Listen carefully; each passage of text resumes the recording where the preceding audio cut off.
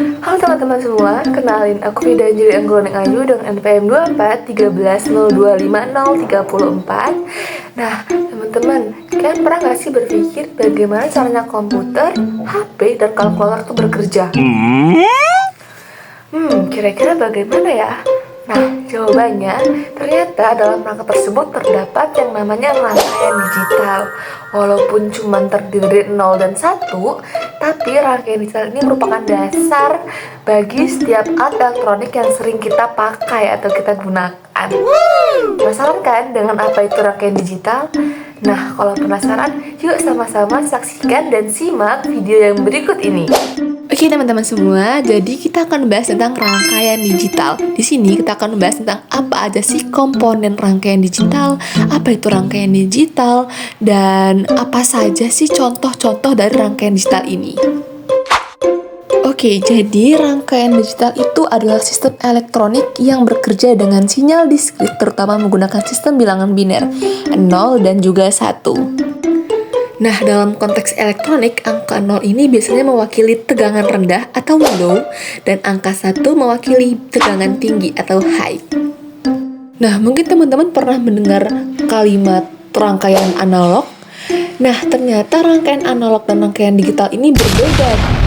Karena kalau rangkaian analog ini memproses sinyal yang bersifat kontinu, seperti gelombang suara, sedangkan rangkaian digital hanya memproses sinyal yang memiliki dua kondisi tetap, sehingga lebih tahan gangguan.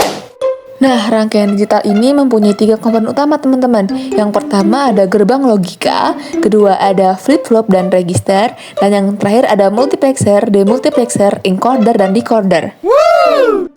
Kita akan bahas yang pertama. Gerbang logika adalah blok penyusun utama dari sistem digital.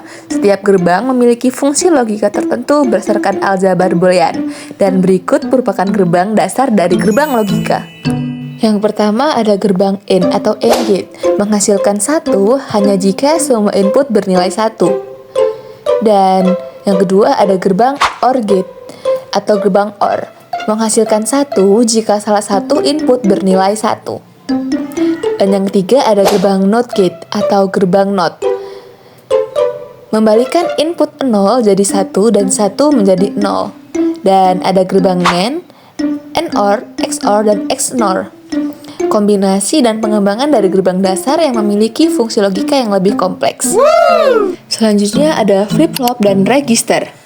Flip-flop sendiri adalah komponen dasar penyimpanan data 1 bit, sedangkan register adalah gabungan beberapa flip-flop untuk menyimpan lebih dari 1 bit data. Selanjutnya ada multiplexer, demultiplexer, encoder, dan decoder. Digunakan untuk mengatur aliran data dalam sistem digital. Nah, contohnya itu seperti multiplexer memilih data dari banyakmu input, decoder mengubah kode dari biner menjadi kode tunggal. Selanjutnya ada jenis-jenis dari rangkaian digital. Yang pertama ada rangkaian kombinasi, di mana output ini hanya bergantung pada kondisi input saat itu. Yang kedua ada rangkaian seluler. Output pada rangkaian seluler ini bergantung pada input dan kondisi sebelumnya. Nah, selanjutnya di dalam rangkaian digital ini terdapat sistem bilangan. Ada bilangan biner, bilangan desimal, oktal, dan juga heksadesimal. Bilangan biner merupakan bilangan basis 2, hanya terdiri dari 2 bilangan, yaitu 0 dan 1. Sedangkan bilangan desimal itu adalah bilangan basis 10, yang memiliki angka 0 sampai 9. Sedangkan bilangan oktal adalah bilangan basis 8, yang menggunakan angka 0 sampai 7. Sedangkan bilangan heksadesimal adalah basis 16, yang menggunakan angka 0 sampai 8 dan huruf A sampai F. Selanjutnya ada contoh dari rangkaian digital. Yang pertama ada komputer dan laptop, kalkulator, jam digital, robotik dan otomasi, dan peralatan rumah tangga pintar. Nah, contoh dari rangkaian digital sangat sering ya untuk ditemukan seperti laptop, komputer, mesin cuci, AC, TV, jam digital, kalkulator, dan masih banyak lagi. Nah, kesimpulannya, rangkaian digital ini merupakan rangkaian elektronik yang menggunakan angka 0 dan 1. Rangkaian ini juga banyak digunakan karena lebih akurat, mudah dirancang, dan cocok untuk berbagai macam elektronik seperti komputer dan juga kalkulator. Oke teman-teman semua, jadi udah paham ya tentang apa itu rangkaian digital, komponennya, jenisnya, dan juga contohnya. Nah, mungkin cukup ya dari aku. Video Anjali Anggoran aja pamit undur diri, semoga video bermanfaat. Bye-bye. Halo Ibu Eta, sebelumnya Vida mengucapkan terima kasih banyak atas pengajaran Ibu selama setengah semester yang lalu.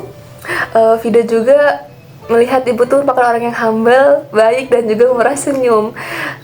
Ibu juga sering memberikan kata-kata dan video motivasi ya di sela-sela pembelajaran dan pertemuan rangkaian digital. Dan aku termasuk salah satu mahasiswa termotivasi oleh video-video Ibu. Dan aku juga mau ngucapin selamat buat Ibu Eta atas kelahiran putra keduanya. Semoga menjadi anak yang sehat, cerdas, dan juga membawa kebahagiaan bagi keluarga. Sukses selalu Ibu Eta. Bye-bye.